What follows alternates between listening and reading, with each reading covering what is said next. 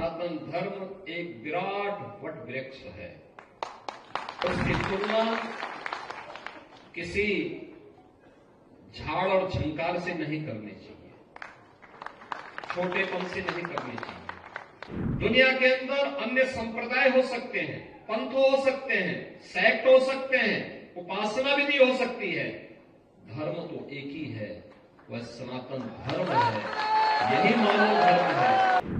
जब हम संत एक साथ मिलते हैं तो ऐसे मिलते हैं जैसे गुरु भाई मिल रहे हो आपस में, कोई भेद नहीं होता। भारत सुरक्षित है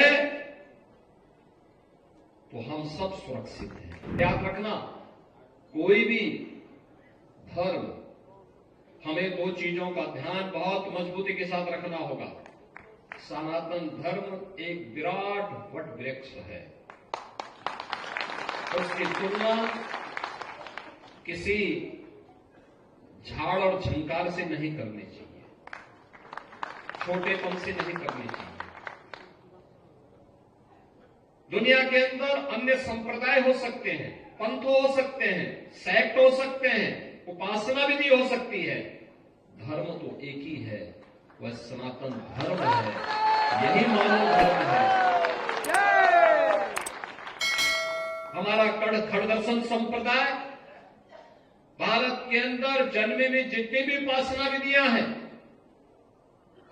वे पंथ और संप्रदाय की उपासना विधि से भले ही अपने संप्रदाय के साथ जुड़े हुए हों, लेकिन निष्ठा और आत्मा सबकी सनातन धर्म में बसती है।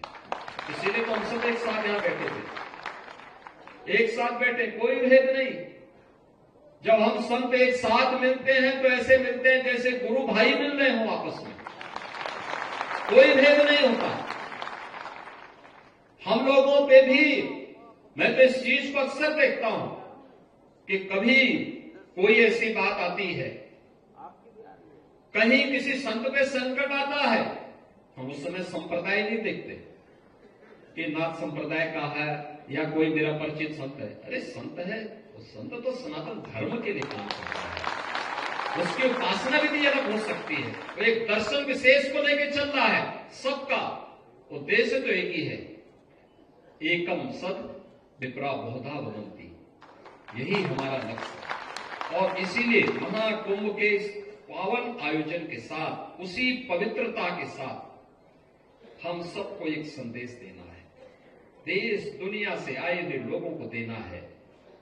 और जो बार बार जिसके बारे में प्रधानमंत्री जी का आग्रह है कि महाकुंभ का संदेश एकता से ही अखंड रहेगा देश। याद रखना, भारत सुरक्षित है तो हम सब सुरक्षित हैं। भारत सुरक्षित है, हर संप्रदाय, हर पंथ सुरक्षित है। और अगर भारत के ऊपर कोई संकट आएगा तो संकट सनातन धर्म पर आएगा। सनातन धर्म पर संकट आएगा तो भारत के अंदर का कोई भी पंथ और संप्रदाय अपने आप को फिर सुरक्षित महसूस न करे, और संकट सबके ऊपर आएगा। इसलिए संकट की नौबत आने न पाए, इसके लिए एकता का संदेश, एकता का संदेश। आपने देखा होगा क्या पवित्र भाव के साथ महाकुंभ का आयोजन, कोटि कोटि श्रद्धालु आ रहे हैं। आज यहाँ पे प्रयागराज में कुंभ क्षेत्र में, कुंभ मेला क्षेत्र में, कुंभ महानगर इस कुंभ महानगर में 2 करोड़ श्रद्धालु वर्तमान में इस समय यहां पे है। सभी सड़कें चौक हो चुकी है, एकदम भरा हुआ है और लगातार ये चलेगा। आप अनुमान करिए, हमारे पूज्य संत जन दुनिया के तमाम देशों में जाते हैं।